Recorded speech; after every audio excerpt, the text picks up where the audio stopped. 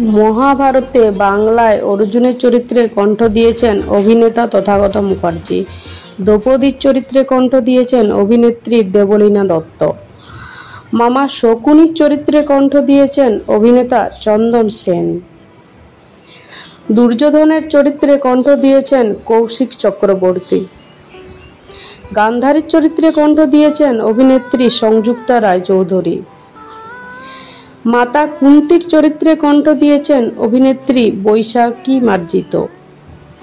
ধৃতরাষ্ট্রের চরিত্রে কণ্ঠ দিয়েছেন অভিনেতা বিশ্বনাথ বসু। কর্ণের চরিত্রে কণ্ঠ দিয়েছেন অভিনেতা অনন্তপুলক ব্যানার্জি। মহামহিম বিশ্বের চরিত্রে কণ্ঠ দিয়েছেন অভিনেতা সুদীপ মুখার্জি। সত্যবতীর চরিত্রে কণ্ঠ দিয়েছেন অভিনেত্রী দেবযানী চ্যাটার্জি। দ্রোণাচার্যের কণ্ঠ দিয়েছেন অভিনেতা রোহিত মুখার্জি।